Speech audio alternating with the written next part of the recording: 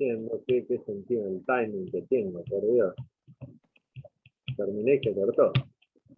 Como si lo hubiera ensayado. Tengo que hacer un programa de algo.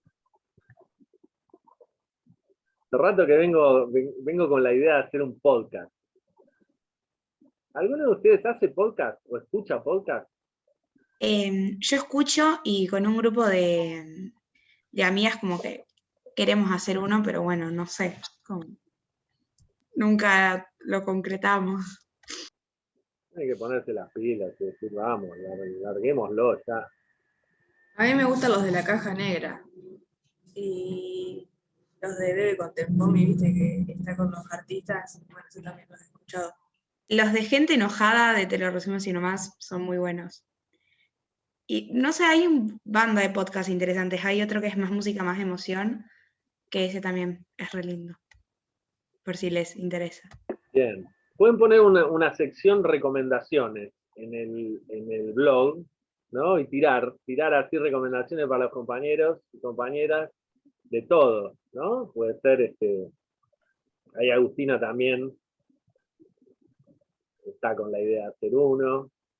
Está bueno, porque es lo que nosotros cuando yo era joven como ustedes, en alguna época que lo fui, nosotros estábamos con las FM piratas. Todavía está el tema de las FM clandestinas o piratas, y todo el que estudiaba comunicación o hacía un programa de radio o había sido invitado por algún amigo a un programa de radio, ¿no? En alguna radio barrial, escondida, con una antena medio trucha, que los operadores manejaban como podían. Pero bueno, lo tenés al alcance de tu mano, ¿no? Con la computadora investigás un poquito, te ves 2, 3 tutoriales, y te armás el podcast, ¿no? Y realmente Sí, hay... es que creo que en Spotify es gratis empezar Claro, un podcast. sí. Y hay bastantes, están buenos, hay bastantes de libros también, que yo escucho a veces. Bueno. Hay un montón. Uno empieza a investigar, a rastrear, y hay cosas muy, muy interesantes, ¿no? Que se están haciendo. Y bueno, es eso. Estamos en la era de las redes sociales y de los medios que se han horizontalizado, ¿no? La figura del prosumidor, el que produce y recibe mensajes, ¿no? Entonces, bueno, no hay, se regalan dudas, diferencia, recomienda, muy bien. Entonces, bueno, es que encontrar el tema, encontrar de lo que uno más o menos quiere focalizar y hablar y charlar y pensar, ¿no? Con otros. Encontrar por ahí un equipo, a veces solo es más difícil, entonces con alguien te das más ánimo y se puede hacer algo por ahí más interesante, ¿no? Entonces meterse, ¿no? Tú vas encontrando tu público, ¿no? Como todo, ¿sí? Bueno, y fíjense cómo tiene que ver con esto, ¿no? Con la idea de escuchar, ¿no? Rabanal me parece que tira 2, 3 ideas muy interesantes, ¿no? Es un escritor que uno después puede discutir cosas, ¿no? La idea de literatura que tiene, probablemente sea una idea de literatura más bien un poquito, digamos, elitista, ¿no? El arte como el arte relacionado con la imagen de belleza, ¿no? Es una idea más bien moderna, ¿no? Ustedes que están estudiando PCPC, ¿no? La modernidad tuvo esas ideas, ¿no? De la belleza, la verdad, ¿no? Por supuesto que se discuten, ¿no? Pero en la posmodernidad, si es que existe, algunos dicen que no, que estamos en una época que todavía tiene que ver con la modernidad, que es una fase nomás, pero la posmodernidad ubica el foco en otro lugar, ¿no? En literatura y en todo lo que tiene que ver con lo artístico, está mucho más, digamos, está destruida esa idea de belleza o de verdad, ¿no? Como la idea de historia, ¿no? Los grandes relatos, bueno, se quebraron en algún momento, y está mucho más lo micro, lo chiquito, ¿sí? Y otras formas de encarar, en este caso la escritura, o la literatura, o la creatividad, que no tienen que ver con esas ideas clásicas tan grandes de lo bello y lo bueno, ¿sí? Y la verdad, ¿no? Está mucho más mezclado lo popular, están, ¿no?, mixturados todos los lenguajes, ¿sí? Bueno, todas estas cosas ustedes las están estudiando, las van leyendo, ¿no? Supongo que leyeron algo de Adorno y Horkheimer en Comunicación 1, ¿no? Ustedes van leyendo cuestiones, las vanguardias, ¿sí?, estéticas. Pero acá me parece que es interesante como para que nos quedemos pensando, ¿no? Como para que nos quedemos rumiando estas ideas de la conversación, ¿sí?, los tonos de una conversación entre gente que se escucha y se atiende, ¿no? La no ansiedad, ¿sí?, cuando uno escribe, cuando uno lee, ¿sí?, y cuando uno escucha al otro, ¿sí?, no estar ansioso, ¿sí? La ansiedad te lleva al apuro, a tirar todo sobre la parrilla así más o menos, ¿no? Es un poco lo que pasa con los medios, ¿no? Acá hay una fuerte crítica muy, muy solapada a toda la cultura de los medios masivos, ¿no? Eh, esta cultura estridente, del grito, en algún lugar habla, ¿no?, de la estridencia, habla del estruendo, ¿no?, que fue ensordeciendo a todos, ¿sí? El signo de los medios tiene más que ver con la placa roja de Crónica, que con la intimidad y la charla íntima y el escuchar al otro, ¿no? Es más bien la noticia, ¿sí?, que sorprende y que llama la atención, ¿no?, que es Twitter, sino una especie de grito, ¿no? El famoso cuadro ¿cómo es?, de Munch, el grito, lo vieron, ¿no?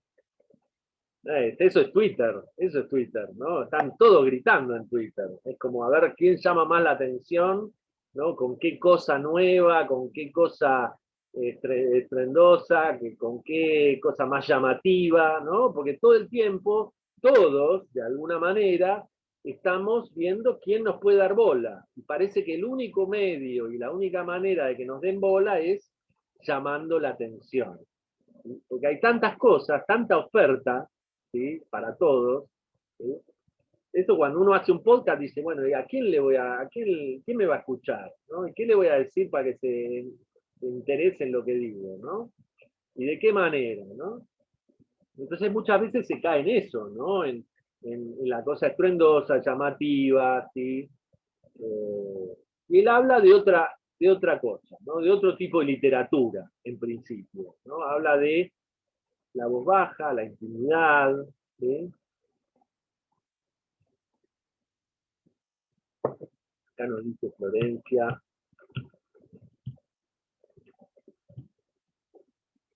Ah, es interesante, ¿no? El blog, el podcast, se regalan dudas. Si lo están viendo. En el Centro Cultural Recoleta, en octubre del 2019, había un cuadro, que estoy intentando buscarlo pero no lo encuentro, que era básicamente el pajarito de Twitter, pero en la cabeza era como el jopito de Trump. Ah, mirá vos. Muy bueno. Sí, lo estoy intentando buscar pero no lo encuentro. Muy bueno. Si lo encuentro lo paso. Qué comparaciones, qué analogías, ¿no? Porque el gran Sí, Twitter. igual, creo que después Twitter lo terminó baneando a Trump. Claro. Así que. Sí, pero esto fue en 2019. Claro, sí, Claro. por eso, pero es como raro. Bueno, ahí tenemos una de las grandes polémicas de estos tiempos, ¿no? En relación con con las posibilidades de expresarse en las redes, ¿no? Hasta dónde uno puede expresar, de qué manera se puede expresar, ¿no? ¿Qué pasa con las figuras públicas? ¿Qué pasa con el interés público? ¿No? Son todas preguntas que tienen que ver con ese gesto, ¿no? de prohibirlo en Twitter, en Facebook, ¿no? Las cuentas de Trump, ¿no? O si no, cómo te censuran las redes también. A la directora, la que ganó el Oscar a Mejor Directora, no me acuerdo del nombre, o sea, habló en contra del gobierno y la censuraron de las redes sociales también. Apenas terminó de hablar o mientras estaba hablando. Sí, bueno, es toda una cuestión, ¿no? Y ustedes que estamos, ¿no? En la carrera de comunicación, bueno, todo esto es central, ¿no? Porque hace a la construcción de ciudadanía, a la opinión pública, ¿no? A las posibilidades de expresión, a los límites, ¿no? A quién establece los límites, ¿no? Siempre estamos volviendo a la idea de capitalismo, ¿sí? Y el sistema como, digamos, está construido, ¿sí? En el cual nosotros estamos y también lo construimos, ¿sí? Porque participamos, no estamos fuera del sistema, somos parte del sistema, ¿sí? Aceptamos algunas reglas, otras no, las quebramos, qué pasa cuando quebramos reglas, ¿no? Ahí está la imagen. No sé si se llega a ver muy bien. Genial. No, el que lo hizo estuvo muy, muy iluminado. Porque es una forma de contacto mucho más cercano, ¿no? con la audiencia, con los votantes, con los ciudadanos, pero a la vez, en relación con el discurso de Trump, el estilo, la forma, los contenidos, era siempre apelando a los lugares comunes más retrógrados de la sociedad, a la división, al enfrentamiento todo el tiempo, ¿no? Y bueno, llegó al límite de las elecciones, bueno, desconocer el resultado de las elecciones, porque no le convenía, ¿no? Y eso llevó también a pensar el sistema norteamericano, en un momento en el que tenían que decidir la elección del nuevo presidente, bueno, más o menos como que instó a sus seguidores a que tomaran el Capitolio, ¿no? Cosa inédita en la historia de Estados Unidos, ¿no? Ellos en general resuelven sus cosas más directamente matan a los presidentes. Cuando no les gusta, los liquidan. Es una sociedad de las que más liquidadora de presidentes en la historia de la democracia, ¿no? Pero bueno, esto no les había ocurrido nunca, ¿no? Así que bueno, es toda una cuestión, ¿no? Y fíjense cómo este hombre, Rabanal, está proponiendo otro tipo de actitud con la literatura, ¿no? Está proponiendo escuchar, está proponiendo la voz baja, la intimidad, ¿no? El atender, ¿sí?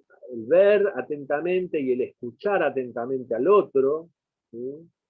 Eso tiene una potencia también enorme, ¿no? El revalorizar la figura del otro, ¿no? No tirarle, gritarle en el oído a ver cómo lo podemos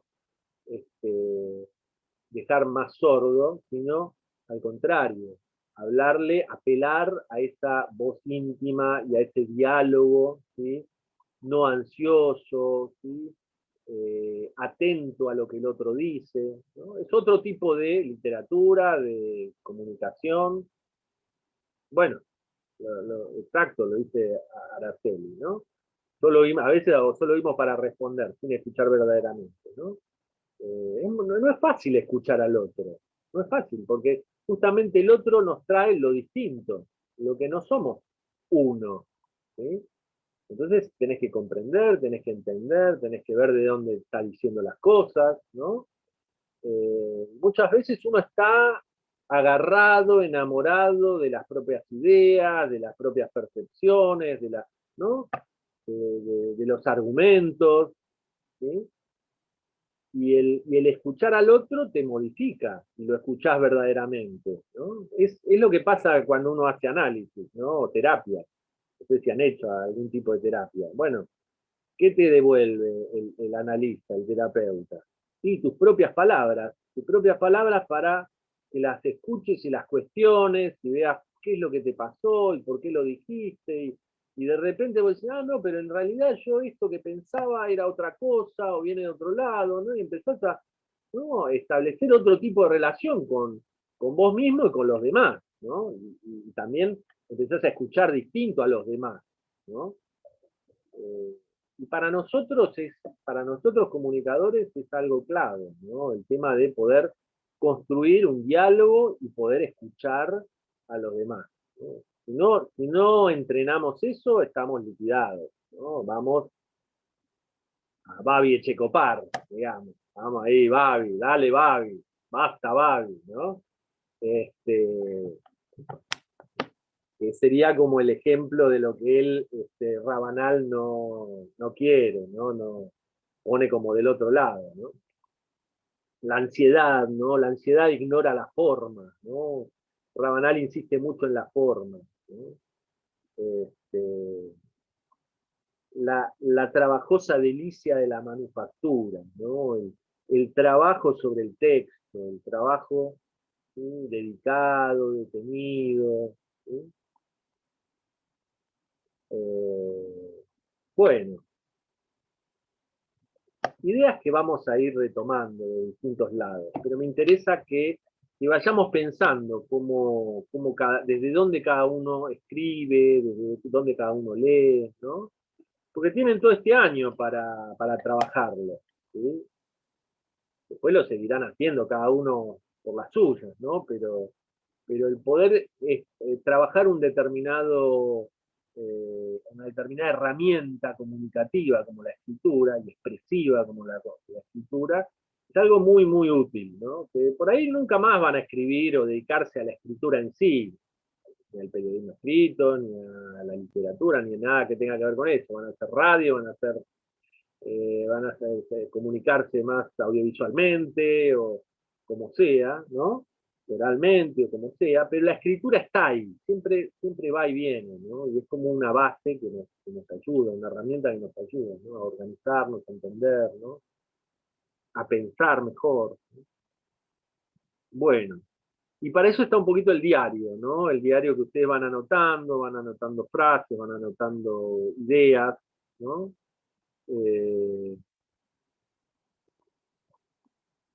Bueno, vamos al cuento.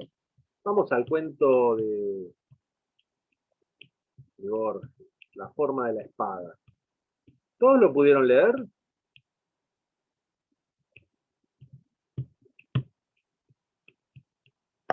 Yo vi que estuvieron anotando algunas cosas.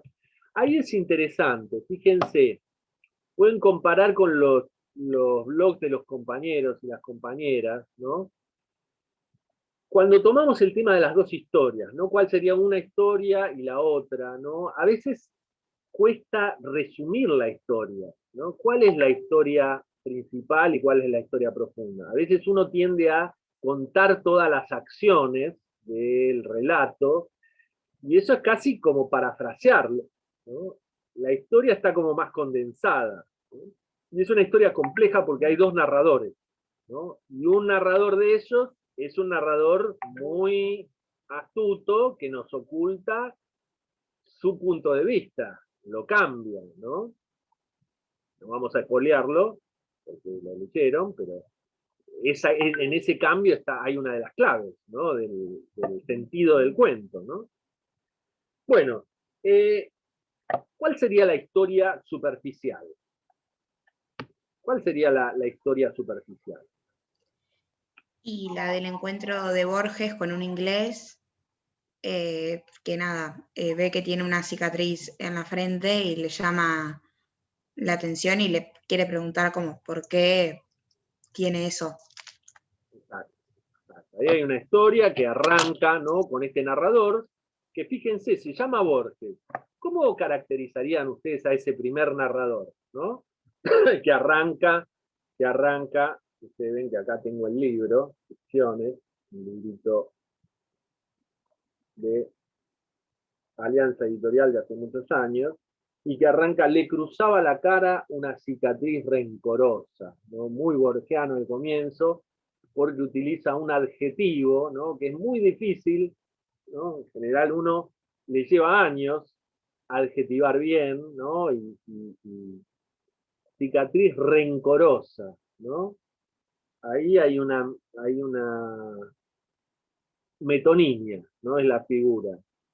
¿Cómo puede ser una cicatriz rencorosa? ¿Quién es rencoroso? Puede ser el que tiene la cicatriz, ¿no? La persona, el sujeto, ¿no? En este caso el inglés de la colorada, ¿no? Pero está la parte por el todo, ¿no? Como una asociación por contigüidad, la persona que tiene el rencor, porque le lastimaron la cara y le dejaron una cicatriz, y ese rencor se lleva a la idea de la cicatriz, ¿no? Bueno, ¿cómo sería este Borges? ¿Cómo lo ven? ¿Cómo lo caracterizarían ustedes? ¿Qué dirían de este Borges? Relajado, pero a la vez curioso. Claro, eso, una persona muy curiosa. Ajá. Y astuta a la vez.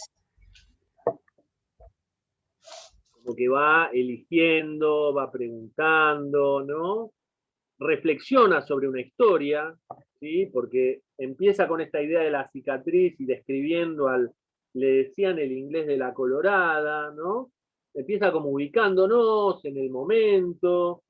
Él estaba, digamos, viajando por Uruguay, ¿no? Trata de describir a este personaje. ¿Sí? Recuerdo los ojos glaciales, no se daba con nadie. Entonces dice: la última vez que recorrí los departamentos del norte, una crecida del arroyo Caraguatá me obligó a hacer noche en la Colorada, ¿no? Está hablando de Tacuarembó. ¿Dónde es Tacuarembó? ¿Lo ubican? Sí, o sea, es en Uruguay. Me acuerdo que hay una película de Natalia Oreiro que se llama Miss Tacuarembó, pero sí, es como más El norte de al Uruguay, norte, creo. exacto, el norte de Uruguay, ¿no? Entonces, sí, lo ubica así, hacía tiempo, en Uruguay, ¿no? En el campo, ¿sí? Cerca de Brasil, de la frontera, que es donde venía este inglés, ¿no? Y después te ubica el momento más específico de esa noche que se queda Borges, ¿no? Que Borges es, en este caso, un personaje. Es a la vez el autor del libro, Ficciones, ¿no? Ficciones, que es un libro que yo siempre recomiendo, recomendamos, porque es de los cuentos más bien hechos y pensados y armados, y de lo mejor de Borges, ¿no? Tiene cuentos bárbaros, ¿no? Además se llama Ficciones, ¿no? O sea, el título del libro trabaja esta idea, ¿no? De la relación entre lo ficticio, lo real, la verosimilitud, la creación de las historias, de dónde vienen, ¿no? Y fíjense cómo eso está todo tematizado en el cuento, ¿no? La creación de un personaje, ¿no? Llamarse a uno con el propio nombre, ¿no? Es como hacer una especie de salto hacia la ficción, ¿no? Decir, bueno, yo me llamo Borges, soy el autor, y a la vez mi personaje, que es narrador de mi historia, ¿sí?, también se llama Borges. No necesariamente son el mismo personaje, ¿no? Ahí hay que diferenciar. Bueno, hay una creación de Borges que se hace llamar como su mismo nombre, como para acercar esto, la literatura y la vida, la literatura y la experiencia, pero a la vez hay una creación, ¿no? Uno dice, bueno, esta historia pasó, y la escuchó, la inventó en base a cosas que escuchó o que vivió, ¿no? conocía a Tacuarembó, viajaba por el campo, Borges en aquella época, ¿no? Bueno, todos esos datos de la realidad que uno conoce o uno puede conocer de Borges, ¿no?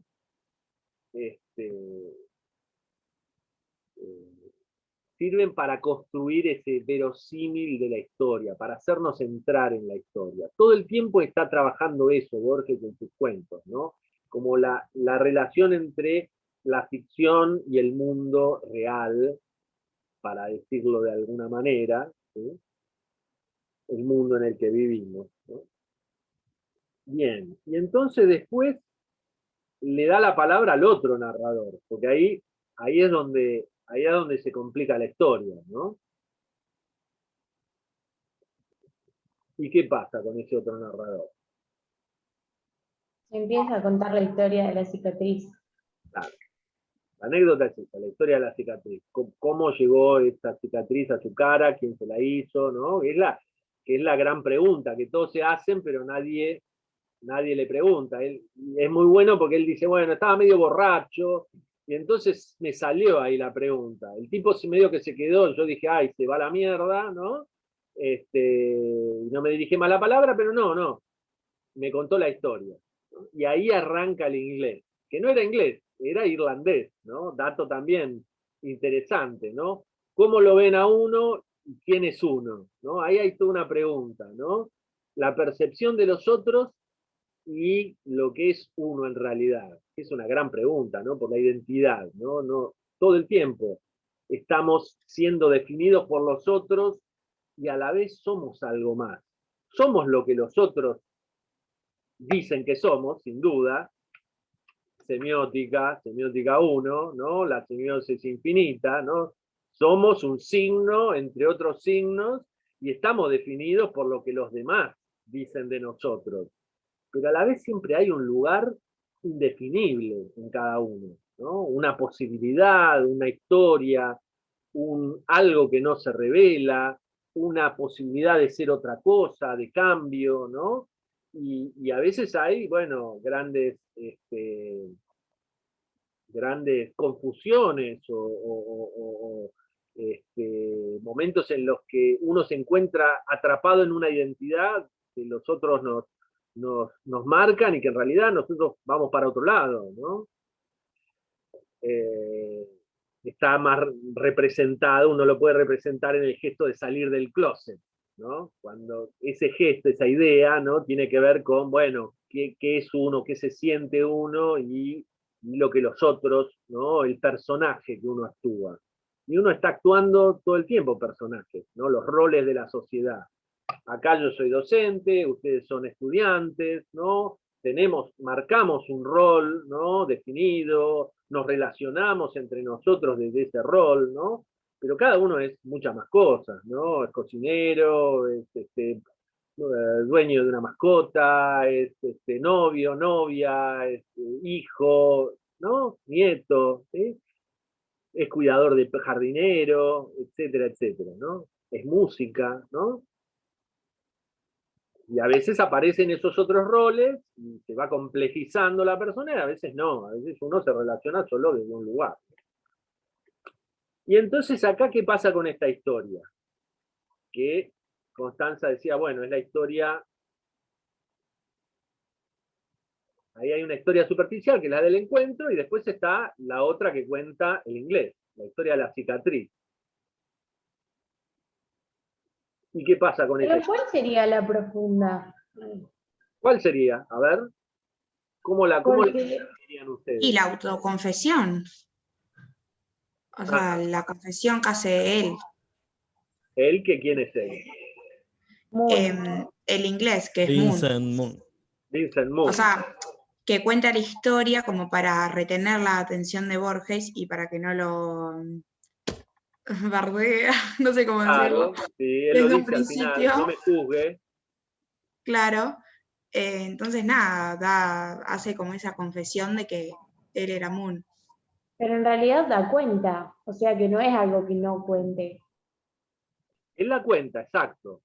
Pero Borges es clásico igual en eso. ¿Cuándo se da cuenta uno de que Moon es Moon? Al final. Totalmente al final. Cuando lo dice al Incluso final. cuando Es él cuenta que le arranca, digamos, la mitad de la cara, lo marca, ahí yo ni siquiera me había puesto a pensar que era la misma que tenía él. Claro. O sea, hasta que él no lo dice explícito, yo estaba en otra. Ah, mirá vos. Bien. Eso es interesante para ver la técnica del cuento, porque ahí está la idea de la tesis del cuento cierra bárbaro acá, ¿no? Por algo Piglia escribe mucho pensando en Borges, ¿no? Porque Borges hace aparecer la historia profunda al final, ¿no? En la parte del iceberg que no vemos, ¿no? Ese dato que es, bueno, en realidad el inglés de la Colorada es Vincent Moon, que es el traidor, que es el que vendió al líder de la revuelta, ¿no? Irlandés, ¿no? Entonces, esa historia que está oculta, ¿no?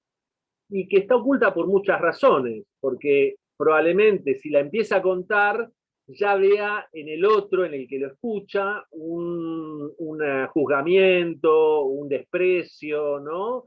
Y eso le impediría contar cómo llegó a esa, toda la historia, ¿no? Entonces hay una cuestión técnica y a la vez moral que lo lleva a contarla de esta manera, como una manera muy retorcida, porque es colocarse en el personaje justamente contrario a lo que uno fue en esa historia, ¿no? Es como contarlo desde el espejo, ¿no? Como si fueran los dos tipos que se enfrentan al final, ¿no? Moon y el líder, que ahora ya ni me acuerdo si tiene nombre. No, creo que no le pone nombre. No Me le pone, parece que no. ¿no? Le pone nombre al otro, que es John Vincent Moon, que en realidad es él, ¿no? Entonces hay toda una motivación para ocultar ese dato y esa información y para contar desde ese punto de vista, ¿no? Como en espejo frente al otro personaje, ¿no? Esa sería la historia profunda, que aparece sobre el final, ¿no? Y ahí está, hasta dónde uno la cuenta. Yo una pregunta que tenía para ustedes era justamente esa, ¿no? Que decía Martina, ¿no? Vos te diste cuenta cuando Moon dice, bueno, yo soy Vincent Moon, ahora desprecienme, la última línea, ¿no? La última línea. Pero fíjense, ¿no? En unos párrafos antes, ¿no?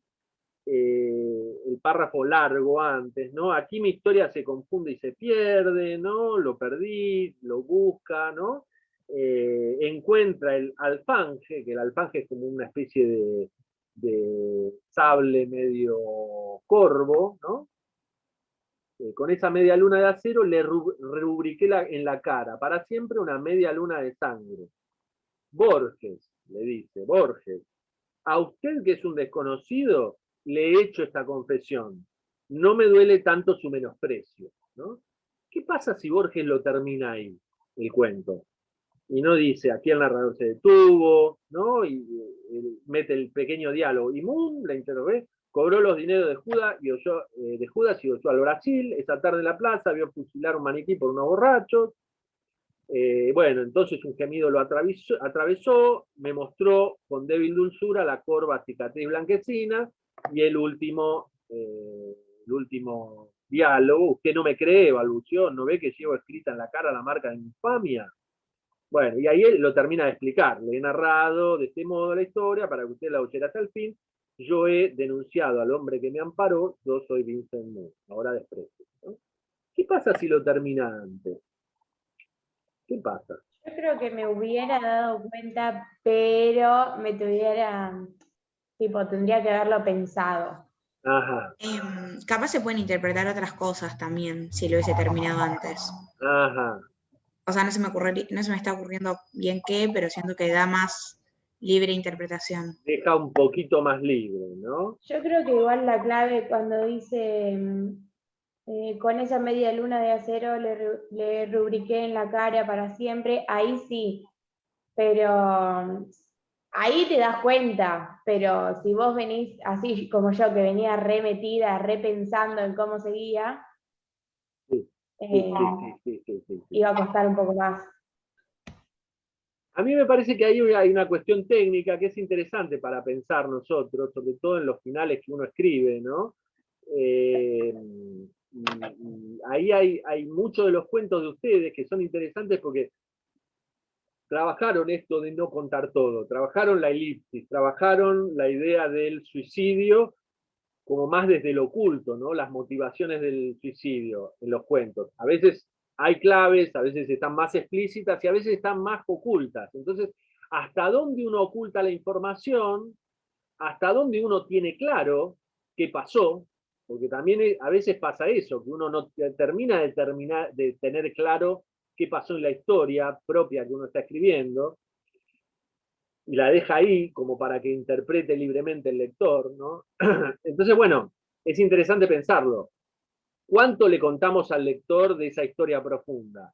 ¿Cuánto le dejamos a la libre interpretación y que se imagine, ¿no? ¿Y cuánto lo queremos guiar hacia un lugar determinado? En este caso era muy determinado porque Moon era el narrador, Moon era el inglés, no había otra historia ahí, ¿no? Y eso me parece que lo subraya Borges y lo quiere dejar en claro, que al lector no se le escape la interpretación y vaya para otro lado, sino que vaya efectivamente para ahí, ¿no? Sobre todo porque es un procedimiento que lo ha, digamos, desorientado mucho, ¿no? Uno viene con otra idea, ¿sí? Que el inglés es el héroe de la historia, no el traidor, ¿no? Fíjense como el título también nos lleva, todo nos lleva a la cicatriz y a ver quién hizo la cicatriz y cómo se hizo esa cicatriz, la forma de la espada, ¿no? La forma de la espada en una media luna, ¿no? Que le cortó la cara también como una media luna, ¿no? Entonces todo nos lleva para estar atentos, ¿sí? A ese momento, ¿no? Que es el momento del final, ¿sí? Pero que en el caso de Borges, y eso lo dice Piglia, al comienzo hay claves, ¿no? Que están también ocultas porque uno todavía no tiene la lógica para entenderlas, para interpretarlas, ¿no? Eh, pero bueno, está la cicatriz rencorosa, ¿no? El tema de el nombre verdadero no importa, le decían el inglés de la Colorada, que en realidad no es inglés, sino que es irlandés, ¿no? Eh, le confió la historia secreta de la cicatriz, ¿no? Eh,